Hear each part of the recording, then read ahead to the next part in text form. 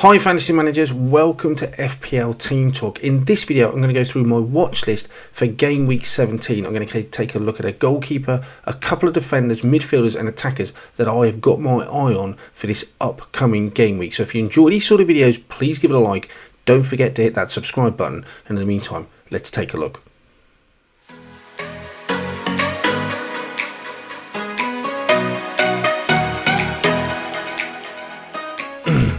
It's not normally something I would do before looking at my watch list, but I thought in order to get an idea about the transfers that I am looking at and the players that I'm interested in this week, to just quickly take you through my side. I'm going to talk about my rank, how I've done this week. That will all come in team selection later in the week, but my side looks pretty decent. I'm fairly happy with the way it's set up. I did take my first hit last week of the season, and I brought Porro in, Palmer came in, and also Dubravka. So with that hit in mind, I have set my side up pretty decently, I think, for game week 17. Defensively, I got Tsimikas. Don't mind him playing against Man United. Gabriel and Porro. I'm not against taking a transfer, using one of my one transfers to change Cash with Taylor suspended. Cash, if I thought he was going to play, he would definitely be someone I want to keep for, let's say, game 17 or 18 onwards. But the fact he's lost his place, he's using up a lot of resources on my bench. Adingra's fixtures have come to an end, those good run of fixtures, so I'm absolutely keen to move him on without a question. I've got about 3 million in the bank, so I've got money to play with. And then there's the obvious problem with Haaland. Wait and see what happens with him. If I don't get any news, I am tempted to move him on, given that we've got a blank game week 18, 19 away at Everton. I don't think it's an easy fixture at all for any side, so I wouldn't need him back till 20. That gives me enough time, I think, to move him on. Darwin, Manchester United at home, I think I'm happy to keep him for that. So there are possibilities of having defenders, midfielders and strikers as well, so I'm looking at possibly all of them. The one thing I'm not going to go through is that Porro's already in. I think he's an absolutely top option as a defender. He is my number one choice. Already got an Arsenal defender, so we won't be covering those two players, and Darwin's already in.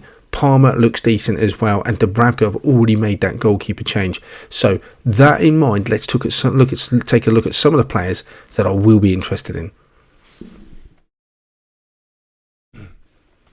Let's start then up front with Dominic Solanke. He has been brought in by a lot of FPL managers over the last couple of weeks, and it's really paying dividends. He's played 16 games. He's absolutely definition of nailed on so far this season. 8 goals, 1 assist, and his expected goal involvement per 90 minutes is really good. 0.67's up there with the very best in FPL, plus the fact that he's not 0.61 of that is goals, which is what we want. Get more points for. His next 3 fixtures look brilliant. Luton at home, Forest away and Fulham at home. And that would, if Haaland gets injured, you definitely want him back for game week 20 when they play Sheffield United at home. Bearing in mind and assuming he is back for that, ties in beautifully with bringing Solanke in and putting Haaland back in when you need to. Only thing I'd say is you are burning 2 transfers to do that. But Dominic Solanke, yeah, he looks really good. There's not much I can say that's going to deter you from going on him, because he is on pens, assuming that Bournemouth ever gets one. And he just looks great value for 6.6 million. I can't really say much bad about him. I think he looks a great option. The reason why I think I've always not really considered him up until now is just not sure I can trust that Bournemouth side. But recent results have really shown how good they are defensively and attackingly. And if they score, Solanke's almost certainly going to be involved or around for points in that. So I really like him. Whether I bring him in or not, I'm just not sure. I still think it's the Bournemouth stigma. I'm just not trust this. It's a small sample size, but they have done really well. He looks like a solid pick. I'm not sure, if I'm honest, I'm going to go for him.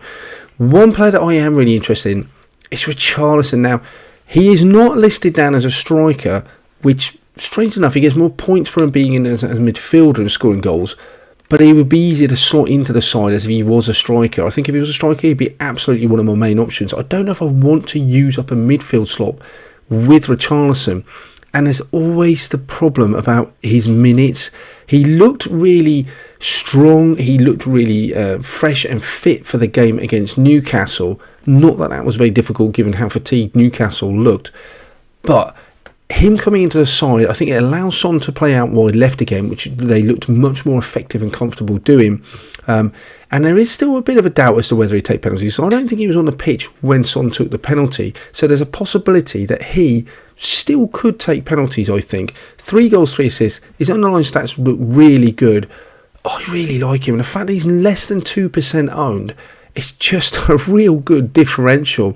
For me to go from someone like a Dingra to Richarlison would be very easy. I absolutely think Son is a better option, but you're saving, nearly £3 million by going to Richarlison. Will he play 90 minutes every game? I don't think he was a 90-minute man, but will he start? I think in current form you have to say yes, and I don't see anyone else really taking his place. I think Son is a great option up front, but I think it seems that the option or preferred choice would be play him out wide. So as long as Richarlison's fit, keeps in that side, and that is a bit of an if with his injury record over the last 12 months, then I think he's a great option. Real good differential. I really like him. The fact that he's had quite a long period or periods where he's not been inside just makes him fresher, less susceptible being rotation. I really like him. My only concern is minutes, and I would rather go to Son, but bringing in Son now when he's going to the Asian Cup, Richarlison just adds to his appeal. So I'm really keen on him. He's definitely one that I'm thinking of bringing in this week. The next one we'll look at, and I've got mixed feelings about Anthony Gordon. He's had a fantastic season so far. There's no question about that. For 6.2, he's an absolute gift in FPL. The fact that Barnes has been out for so long, he's had his position now, he's played up front. He still looks good, and he looked a bit of a shining light for me for the Newcastle side against Tottenham as well. But I do worry about that Newcastle side with the amount of games they've got. They've got Milan in midweek. At time of recording, we're still waiting to see what happens in that game. They just have games coming so thick and fast, and it just appears to be catching up with them. Having said that, two of the next 3 fixtures are at home. Will you expect Gordon to play all those 3? I think he will, because I don't think Barnes is ready to come back yet. And if he does, there's got to be returns in there for him as well. Still not hugely owned. I think he looks really good, but it just worries me the whole Newcastle side. I've slept on him so far. I've not been particularly interested in, and I chose Palmer over him simply because at the time I thought Chelsea looked a little bit stronger because of the fatigue that Newcastle have got. Who knows, maybe that'll come back to bite me. If I was going this week, I think I still would pick Palmer over Gordon just because of the fixtures and he's on penalties. But Gordon is still a good option, and he is on my radar, and I'm thinking of bringing him in. Another one that I really like, and he didn't start at the weekend. He came on in a bit of a disastrous fixture for Chelsea, but the fact that he didn't start just kind of increases his appeal to me even more. The fact that he's had a rest, now he could come back in, and their fixture run doesn't look too bad. They do get rest periods between. They're not playing sort of back-to-back games very quickly. So Raheem Sterling is one of those players that can just continue to play as under Man City he did with Pep. 14 games, 5 goals, 4 assists, decent. His underlying numbers aren't spectacular. So really, when I'm looking at Sterling, I am kind of going historically on what he's done in FPL and backing those fixtures as well. Sheffield United, Wolves, Palace and Luton, 2 of those games, the next 3 at home, Sheffield United and Palace, they look really good fixtures. Does feel like he's a bit of a punt. I've got Palmer already, so I would be doubling up on Chelsea, and that feels like madness a little bit when I say it out loud, because they've just not been performing well. But when you put them at home to Sheffield United, Palace in a bit of free fall, then Luton, Wolves away won't be easy. I don't know. We know what he can do against the so-called lesser clubs in the division, the weaker sides. It just feels ripe for Raheem to come in. I think if I didn't have Palmer, I would still prefer to go Palmer over Sterling. But a double up, I'm not ruling out. I still think he looks all right. Moving into defensive options then, if you haven't got Porro, and I do think Porro's the number 1 choice, Levi Colwill looks like the second choice for me. With Reece James out, I don't think I can possibly go there. If you've got a full 90 minutes or came through the game unscathed last match, I think then possibly he would have been on this list. But Colwill for 4.6 looks good.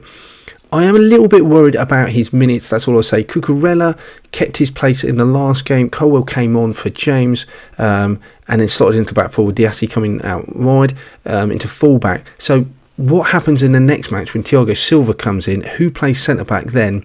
Just a bit up in the air. Cucurella hasn't done badly, but Colwill, I still feel like he's the number 1 choice, but does that mean he will always start? Not sure. 4.6, it feels a little bit of a punt. The fixtures look so good. I'm a little bit unsure. I'm worried about his minutes. So unless we get anything that concrete says that he's going to start, I might have to swerve. But I am interested in those Chelsea defenders. Thiago Silva would probably be the most nailed on one, but that just doesn't feel very exciting at all. If we get news that Gusto is fit and he's available, that might change things. But I don't know if I'll be willing to go this week in order to go to him without seeing him play some minutes. But he's a direct placement for James, and also we'd need to see whether James is out longer term. But Chelsea defenders interest me. Colwill, I think, is the most reliable at the moment, but even that, not enough for me to go for him right now. Finally, the last defender we're looking at, and I have to mention him, and initially I saw how many people were bringing him in. He's had 2 double-digit hauls. Absolutely understand why people are bringing him in.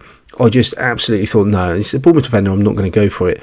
But the more I've looked into it, the more interesting he has appeal. I can see why people want him. With those fixtures, Luton, Forest, Fulham, they look great. They get a bit harder after that, but Bournemouth defence has been pretty decent so far in the last few game weeks. He has been putting up some decent numbers as well. He looks pretty nailed, and for 4.3, he could be worth a punt for the next 3 game weeks. And do I mind just him sitting on my bench after that for 4.3? Probably not. So he might just be a bench player that I can just sit and forget. And he was also a bit of an enabler that I can go elsewhere with. And at 4.3, there isn't just many other options. If you've got Porro, you've got an Arsenal defender. Chelsea doesn't look very exciting in terms of defenders, and I'm not sure who to go for.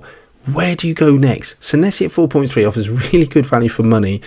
Does feel a bit knee-jerk, feels a bit recency biased with his hauls. But then I also feel if he gets on the end of another set piece, they keep another clean sheet, you know, why haven't I jumped onto him at 4.3? So he is tempting. I am looking at him. I'm not sure if I would take a hit to go to him, which is probably what I'd end up having to do. Finally, I think it's worth mentioning, I have made my goalkeeper transfer, but loads and loads of people bringing in Emiliano Martinez. They've kept clean sheets back-to-back against the 2 best sides in this division, you would say, at the moment, Arsenal and Man City. So you can absolutely see why. He was unbelievable, especially in that Arsenal game, and Villa playing brilliantly. In terms of the last sort of games he's played, he looks absolutely nailed. 8th in terms of expected goal assists against. That's not incredible. And they've only kept 1 clean sheet away from home all season. So that's worth mentioning. Brentford and Man U away in the next 2 of the next 3. Sheffield United looks a great fixture in game week 8. Also, for 5 million, he's a little bit more expensive than other keepers, but he's good also for bonus points. I can see why you bring him in. For me, I'm just not sure I'm prepared to stretch that. I'd rather put those funds elsewhere. And with Dubravka so cheap at the moment, Turner's got his place back. Areola should get his place back as well. I just don't know if there's enough ceiling to bring someone like Martinez in for me. But if you are bringing him in, I can see why. The fixtures look decent longer term. He's a set and forget, and Villa are playing so well, and you haven't got to worry about rotating. So I get it. For me, just a bit too expensive, possibly without the ceiling. I prefer to go someone like Dubravka for now. That's it for this one then, guys. Let me know in the comments below who you intend to bring in for game week 17. Remember, it is a 6:30 deadline on the Friday, so don't get caught out by that. In the meantime, we'll come back at you with a team selection video. So good luck, take care, and I shall speak to you soon.